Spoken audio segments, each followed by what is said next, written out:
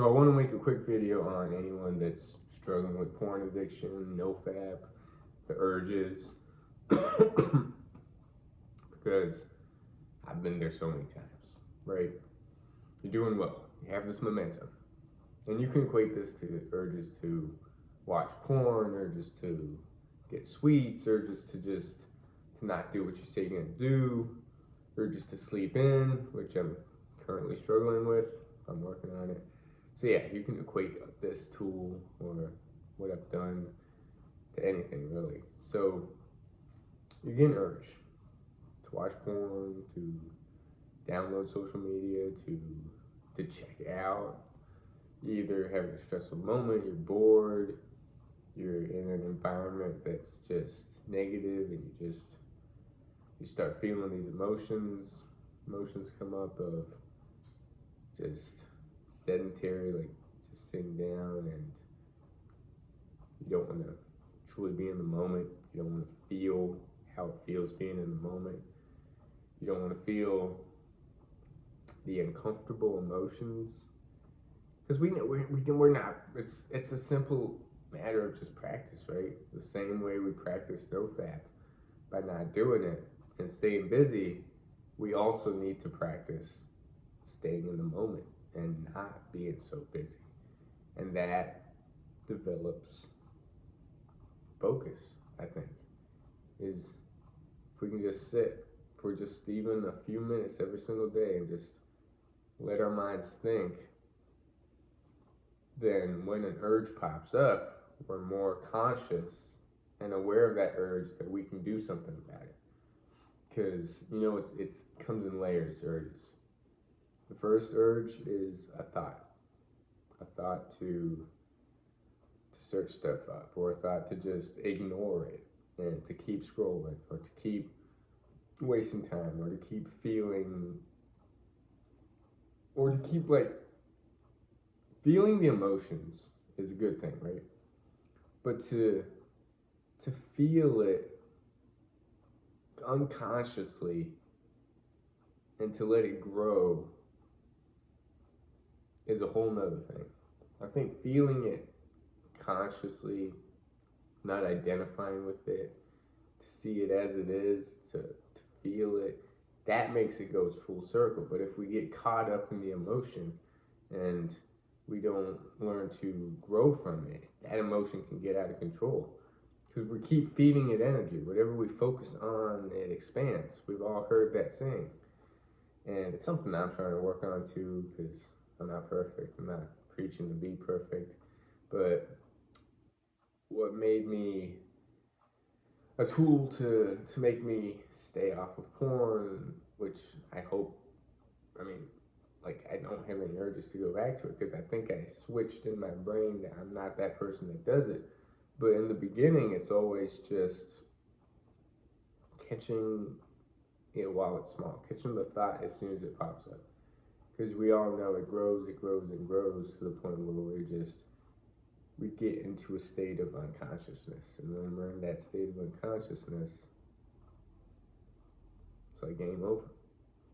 We're already too far down into the loophole. And if we have one shred of awareness in that, and we quit halfway, or we just completely throw the phone across the room and go about our days, that's a win right there. It's how we perceive our wins that ultimately is going to determine our success and future of not this thing off of porn, being our highest selves, our best selves. So I'd say number one thing I used to quit porn is awareness and meditation, and to use my mind for me rather than against me. Because the mind, all it wants to do is survive, right? It doesn't care about being happy. It doesn't care about feeling fulfilled. It doesn't care about anything other than spreading its genes in this universe, surviving, and Doesn't care about thriving. And we want to thrive in this world. I know I want to thrive in this world, which I'm still working on it. But what did I say? I don't know. I think I said, I don't know. My mind's going blank. I'm not the best YouTuber. I can just string along sentences and my mind does go all over the place. Which comes from focus, right? More of a meditative practice I need in my life to develop that focus that can go one thing from another to another. And just practice. Like, we are going to, like, the first time you do, if you have a porn addiction and you try to quit porn, there's going to be a lot of failures. And to know that there's going to be a lot of failures can be very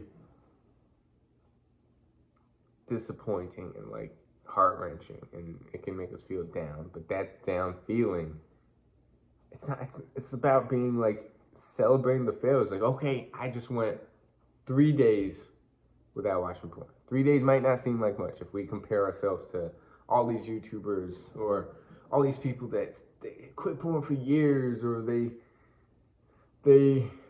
don't watch porn anymore, and we're looking at them, they're 3 years in, or 4 years in, 5 years in, and we're like, damn, I wish I could get there. And I look at people who can do handstand push-ups. It's the same category. Like, I'm looking to them as inspiration, but I know my journey is my journey. Like, I will get to the handstand push-ups eventually. I'll get to the planches, the 100-mile races, the belt buckles, all that stuff that I want to achieve.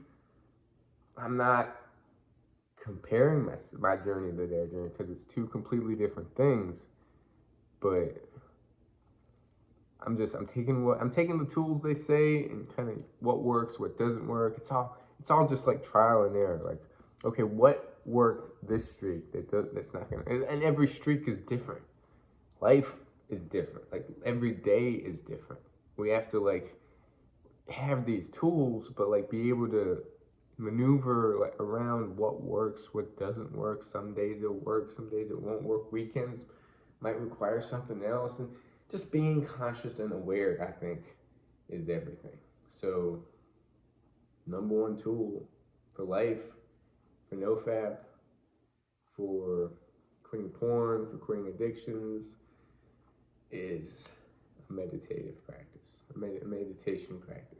So, and a meditation practice can be as simple as just 5 minutes a day, setting the timer, and just being. Of course, there are different meditative practices, but the simplest is the do nothing meditation. You just set the timer, close your eyes, and you don't do anything. It's hard, easier said than done. That's all you need. 5 minutes a day, and that 5 minutes grows. It's like progressive overload in workouts. It grows. You decide to do 10 minutes a day. You decide just 5 minutes a day. It's everything. Consistency. Because you can do 5 minutes and then the next day not feel like doing it. It's a practice. And if we fall off that practice, watch what happens. Awareness. Your awareness starts to dwindle. Life starts to happen. It throws all these things, and you don't have this armor necessary to combat the struggles that life throws at us. Because we're all going to have struggles. So I think the best tool to have, so I don't ramble so much, is a meditation practice.